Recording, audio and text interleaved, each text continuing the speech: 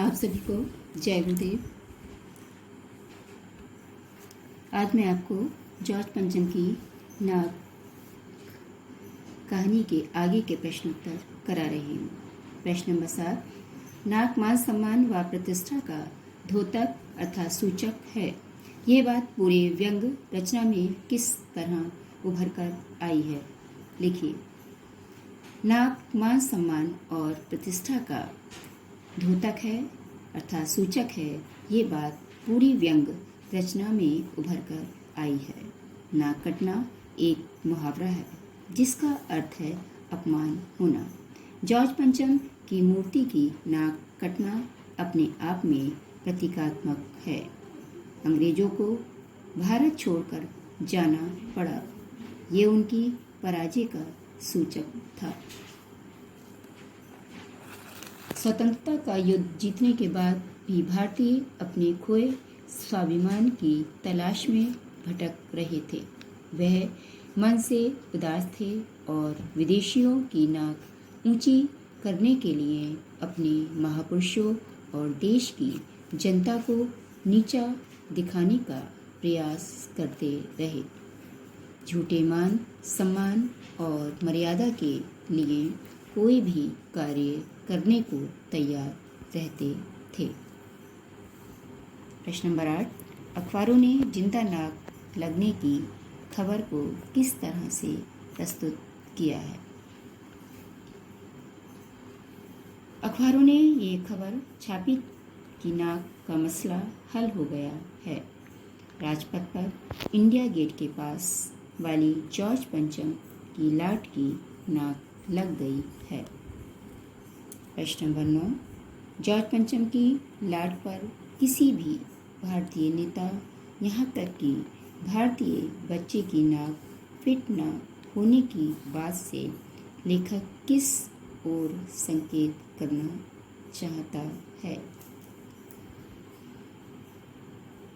George पंचम England का राजा था जिसने भारतीय स्वतंत्रता संग्रामियों पर बहुत जुल्म ढाए थे।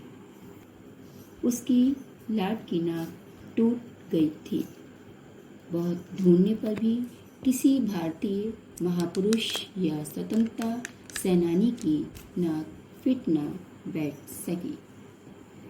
यहाँ लेखक ने भारतीय समाज के महान नेताओं व साहसी बालकों के प्रति अपना प्रेम प्रस्तुत किया है।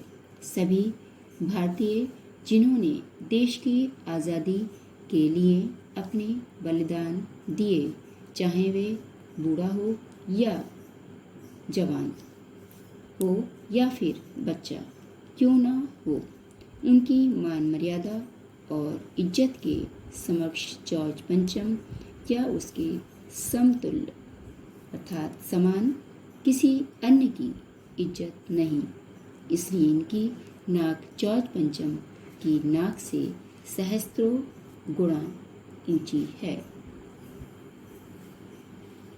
प्रश्न नंबर 10, प्रस्तुत कहानी में जगह जगह कुछ ऐसा कथन आए हैं जो मौजूदा व्यवस्था पर करारी चोट करते हैं।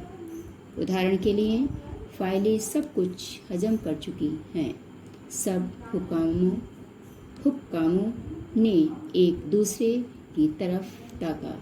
पाठ में आए ऐसे अन्य कथन छाट कर लिखिए। उत्तर, मौजूदा व्यवस्था पर चोट करने वाले कुछ कथन निम्नलिखित हैं। नंबर 1, शंख इंग्लैंड में बज रहा था, गूंज हिंदुस्तान में आ रही थी। सेकंड, गश्त लगती रही और लाट की नाक चली गई। नंबर 3, सड़कें जवान हो गईं, बुढ़ापे की धूल साफ हो गई। नंबर 4, रानी आए और नाक ना हो तो हमारी भी नाक नहीं रह जाएगी। नंबर 5, एक खास कमेटी बनाई गई और उसके जिम्मे ये काम दे दिया गया। नंबर 6, 40 करोड़ में से कोई एक जिंदा नाक काट कर लगा दी जाए। प्रश्न नंबर 11, इस तरह की पत्रकारिता के बारे में आम जनता, विशेषकर युवा पीढ़ी पर क्या प्रभाव डालती है? इस प्रकार की पत्रकारिता पाठकों को दिग्भ्रमित यानी दिशा से भटका देती है या दिग्भ्रमित करती है और विशेषकर युवा पीढ़ी पर नकारात्मक प्रभाव डालती है। इस तरह की पत्रकारिता नौजवान पीढ़ी को नकल करने की ही शिक्षा दे रही है।